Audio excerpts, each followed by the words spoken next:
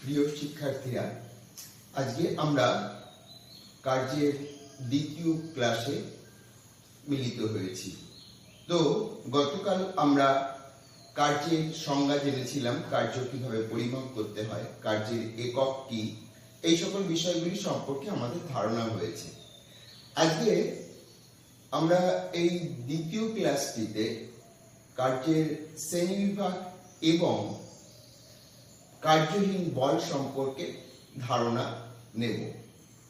তো আগের দিনে তোমাদের বলেছিলাম যে এই যে বস্তুটা, এই বস্তুটার উপর বল প্রয়োগ করছি, বল প্রয়োগের ফলে বলের অভিমুখে এর স্মরণ ঘটছে, তাই প্রযুক্ত বলের দ্বারা কার্য হচ্ছে। একটা বিষয় তোমরা খেয়াল করো, এটি যখন সামনের দিকে চলছিল তখন এই যে তলটার উপর আছে এবং এই খেলনাটির চাকা, এই চাকার একেবারে নিচের অংশ ওই তলের সঙ্গে যেখানে সংস্পর্শে রয়েছে, সেখানে চলার সময় বিপরীত দিকে একটা বল অর্থাৎ ঘর্ষণ বল সৃষ্টি হয়েছে। সেই ঘর্ষণ বল কাটিয়ে বস্তুটা আমার বলে সামনের দিকে এগিয়ে গিয়ে কার্য সম্পন্ন করছে। তাহলে দেখা যাচ্ছে যখন আমি একটা বল প্রয়োগ করে কোনো বস্তুকে গতিশীল করতে চাইছি, তখন অপর একটি বল উৎপন্ন হয়ে তার গতিকে প্রতিহত করার চেষ্টা করছে। ফলে সেই বলটিকেও তো আমাদের গুরুত্ব দিতে হয়। তো এই আমার প্রযুক্ত বলের অভিমুখে বস্তুটি স্মরণ ঘটছে, তাই আমার বলের দ্বারা কার্য বলা হচ্ছে। আর যে ঘর্ষণ বলটা তার বিরুদ্ধে কাজ করছে, সেই ঘর্ষণ বলের পরিপ্রেক্ষিতে আমরা বলতে পারি ওই বলটির বিরুদ্ধে কার্য হচ্ছে। তাহলে কার্য দু রকম আমরা দেখতে পেলাম। দু রকম কি?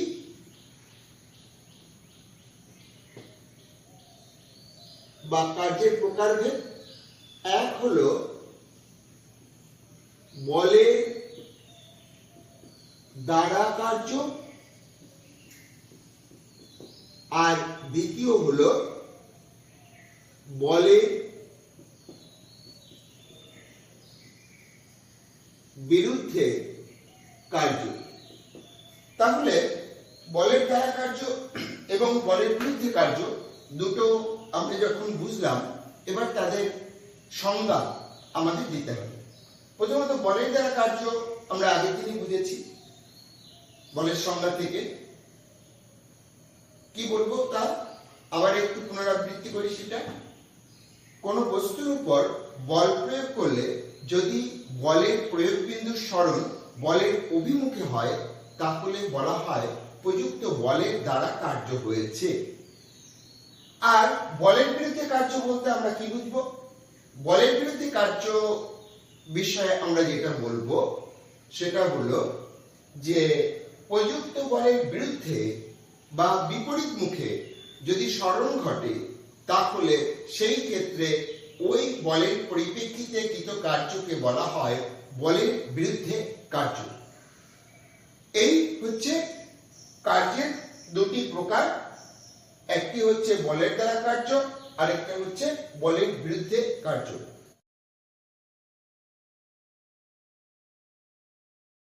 আমরা বলের দ্বারা কার্য এবং বলের বিরুদ্ধে কার্য এই দুটো বিষয় বুঝতে পেরেছি। এবার একটা বিষয় তোমরা খেয়াল করো, আমি যখন কাজ করছিলাম আমার বলের দ্বারা, তখন ঘর্ষণ বল উদ্ভব হচ্ছিল ওর গতির বিরুদ্ধে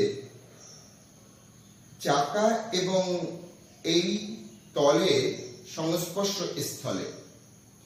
ফলে আমার বলের দ্বারা কার্য যখনই হচ্ছে, পাশাপাশি ঘর্ষণ বলের বিরুদ্ধে কার্য হচ্ছে।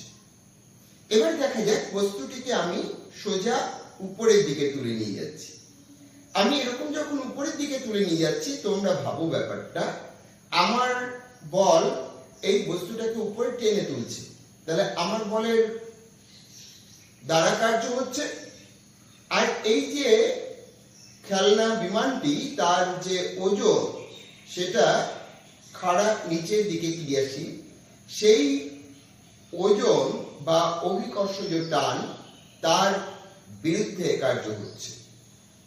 অর্থাৎ এক্ষেত্রে আমার বলের দ্বারা কার্য হচ্ছে আর অভিকর্ষ বলের বিরুদ্ধে কার্য হচ্ছে।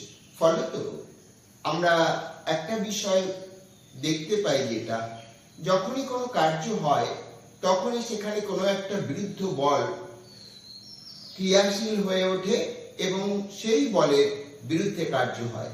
ফলে আমরা বলতে পারি যে বলের দ্বারা কার্য এবং বলের বিরুদ্ধে কার্য এই ব্যাপারটা একসঙ্গে ক্রিয়াশীল থাকে।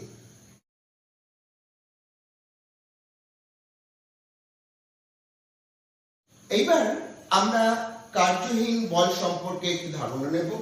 কার্যহীন বল, আমি যখন কোনো বস্তুর উপর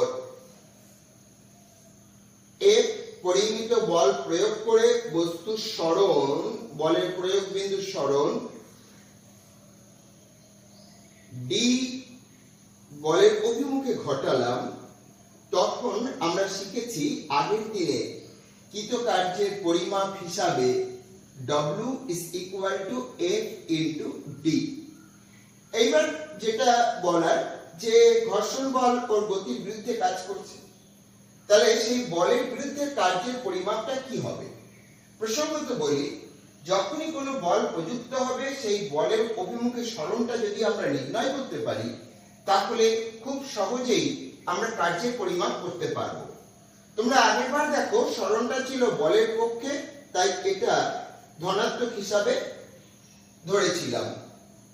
আর এবার হচ্ছে ঘর্ষণ বল, সেটা বিরুদ্ধে সরণ দিক ঘটছে। ফলত এই ঘর্ষণ বলের অভিমুখে যদি আমাকে সরণটাকে ধরতে হয়, তাহলে মাইনাস ডি অর্থাৎ বিপরীত অভিমুখী ভাবতে হবে। ফলে বলের বিরুদ্ধে কৃতকার্যের পরিমাপ যখন হবে, তখন আমরা বলবো F ইন্টু মাইনাস ডি, তার মানে দাঁড়ালো মাইনাস এফ ডি। তো এটা গেল। কিন্তু একটা বিষয় দেখো, এমন এমন কিছু ক্ষেত্র থাকে যে ক্ষেত্রে বলের অভিমুখ আর সরণের অভিমুখ কৌণিক অবস্থানে থাকে। যেমন ধরো একটা নৌকাকে দড়ি বেঁধে পাড়ের কাছে টেনে নিয়ে যাওয়া হচ্ছে। সেই সময়ের কথাটা তোমরা ভাবো, নৌকাটি পাড়ের কাছে এগোচ্ছে আর দড়ি টান পড়ছে তার সঙ্গে কিছু একটা নির্দিষ্ট কোণে। আমরা ধরে নিই সেই কোণটা হচ্ছে থিটা। তাহলে এই ক্ষেত্রে বল আর সরণ তার তো অভিমুখ আলাদা, অর্থাৎ তার কৌণিক অবস্থানে রয়েছে, বলের সঙ্গে সরণ থিটা কোণে অবস্থান করছে। সেই ক্ষেত্রে আমরা এই সরণের অভিমুখ আর বলের অভিমুখ একভাবে পাবো কি করে?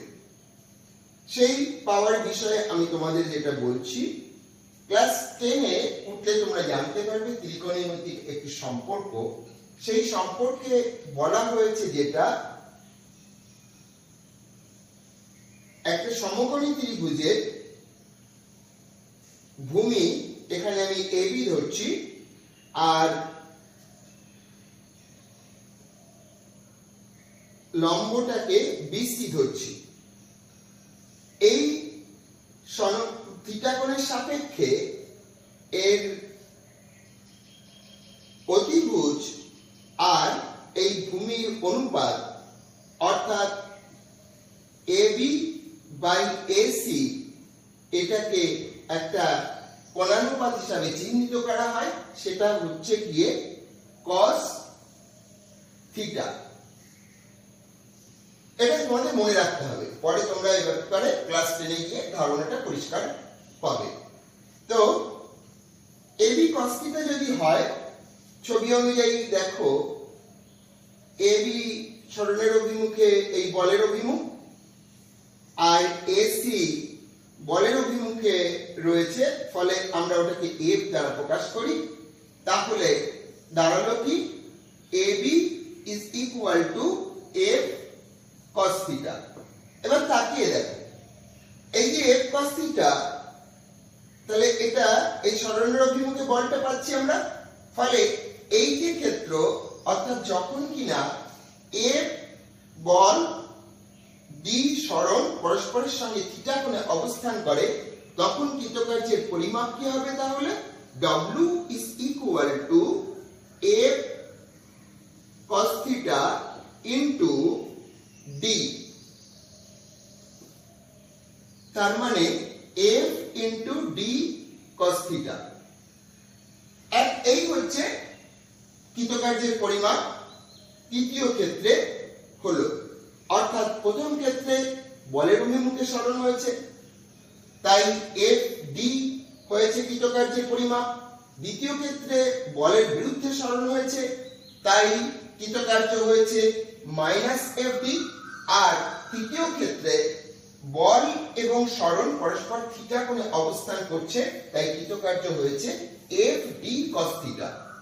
এইবার একটা বিষয় তোমাদের আমি বলবো, দেখো তোমরা যখন এই যে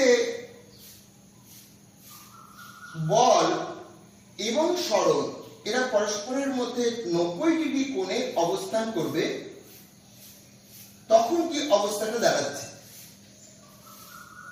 এদিকে এফ আছে, এদিকে ডি আছে, মাঝখানে কোণ হচ্ছে 90 ডিগ্রি। তাহলে আমি এফ এর মাথা থেকে যদি লম্বপাত করি, দেখো সেটা এই বিন্দুটাতে আসছে, অর্থাৎ সেক্ষেত্রে ডি মানে এফ এর যে ডি এর দিকে যে উপাংশ সেটা হবে হচ্ছে এফ cos 90 ডিগ্রি। আর তাকিয়ে দেখো এখান থেকে যদি আমি লম্বপাত করি, তাহলে ভূমিটা সেক্ষেত্রে 0 হয়ে যাবে। স্বাভাবিকভাবে f cos theta is equal to আমরা জানি f into ভূমি বাই হচ্ছে অতিভুজ, ভূমি বাই অতিভুজ। এই অতিভুজ যাই হোক না কেন, ভূমি 0 হওয়ার জন্য এক্ষেত্রে f into 0 অর্থাৎ 0। সেই ক্ষেত্রে কৃতকার্যের পরিমাপ কি হবে? সেই ক্ষেত্রে কৃতকার্যের পরিমাপ W is equal to হবে f d cos 90 ডিগ্রি। আর 90 ডিগ্রি যখন হচ্ছে তখন আমরা দেখতে পাচ্ছি ভূমি 0 হয়ে যাচ্ছে, ফলে কৃতকার্যের পরিমাণ f d into 0 is equal to 0, অর্থাৎ কৃতকার্য শূন্য হবে। তাহলে বল প্রযুক্ত হওয়া সত্ত্বেও এই ক্ষেত্রে কার্যের পরিমাণ কি হলো? শূন্য হয়ে গেল। ব্যাপারটা যদি তোমাদের বলি, ধরো এই বস্তুটাকে আমি হাতে ঝুলিয়ে মাটির সঙ্গে সমান্তরালভাবে নিয়ে যাচ্ছি। এই যে সমান্তরালভাবে নিয়ে গেলাম, এই সময় অভিকর্ষজ বল এর উপর ক্রিয়ারত রয়েছে বা এর ওজন সেটা কি রয়েছে? এর সরণের সঙ্গে লম্বভাবে রয়েছে। ফলে এই ক্ষেত্রে এই অভিকর্ষজ বল বা বস্তুটির ওজন কোনো কার্য করবে না, কারণ সরণ এবং বলের অভিমুখ পরস্পরের সঙ্গে 90 ডিগ্রি আছে। এই রকম বলকে, অর্থাৎ সরণ ঘটল তৎসত্ত্বেও বলটি ক্রিয়াশীল থাকা সত্ত্বেও কার্য করতে পারল না, তাই একে বলা হয় কার্যহীন বল। তাহলে প্রশ্ন দাঁড়ালো, কার্যহীন বল কাকে বলে? আমরা তাহলে যেটা বুঝলাম ইতিমধ্যে, তার উপর ভিত্তি করে বিষয়টা বলার চেষ্টা করব। আমরা বলবো প্রযুক্ত বল যদি সরণের অভিমুখের সঙ্গে বা বলের প্রয়োগ বিন্দু সরণের অভিমুখের সঙ্গে লম্বভাবে অবস্থান করে, তাহলে ওই বল কার্য করে না। আবার রিপিট করছি, বলের অভিমুখ যদি বলের প্রয়োগ বিন্দু সরণের অভিমুখের সঙ্গে 90 ডিগ্রি কোণ বা লম্বভাবে অবস্থান করে, তাহলে সেই বল কোনো কার্য করে না। এই রকম বলকে বলা হয় কার্যহীন বল। তাহলে বল প্রয়োগ করা সত্ত্বেও কার্য করে না এমন কি কি ক্ষেত্র হতে পারে আমরা একটু ভেবে নিই। দেখো, আমরা শিখেছি W is equal to F into D। এবার তুমি একটা বস্তুর উপর বল প্রয়োগ করলে, কিন্তু বস্তুটি সরণ শূন্য হলো, অর্থাৎ কোনো সরণ হলো না, তাহলে সেক্ষেত্রে কি হবে? সেক্ষেত্রে F ইন্টু শূন্য ইজ ইকুয়াল টু 0, অর্থাৎ বল প্রয়োগ করা সত্ত্বেও যদি বস্তু সরণ না হয় সেক্ষেত্রে কৃতকার্য শূন্য হয়।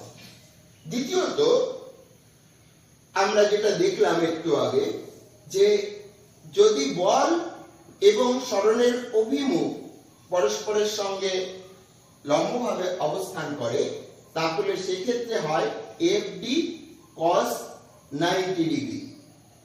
তো এই 90 ডিগ্রি যখন হয়, cos 90 এর মান আমরা শিখেছি 0, ফলে সেক্ষেত্রে FD into 0 is equal to 0 হয়। তাহলে দ্বিতীয় ক্ষেত্রে বল প্রয়োগ করা সত্ত্বেও কার্য হলো না কখন? যখন বল এবং সরণ পরস্পরের সঙ্গে 90 ডিগ্রি কোণে অবস্থান করে। সকলকে ধন্যবাদ। আজকের মতো আমরা এখানে শেষ করছি। তো শেষ করার আগে আরেকবার বলি আমরা কি কি শিখলাম আজকে। প্রথমত শিখলাম কার্যের শ্রেণী বিভাগ দু রকমের, একটা হচ্ছে বলের দ্বারা কার্য, একটা হচ্ছে বলের বিরুদ্ধে কার্য। দ্বিতীয়ত আমরা বুঝলাম কার্যহীন বল কাকে বলে। তৃতীয়ত আমরা বুঝলাম কখন বল প্রয়োগ করা সত্ত্বেও সেই বলের দ্বারা কোনো কার্য হয় না। সবাইকে ধন্যবাদ জানিয়ে আজকে এই পর্যন্তই সমাপ্তি করছি।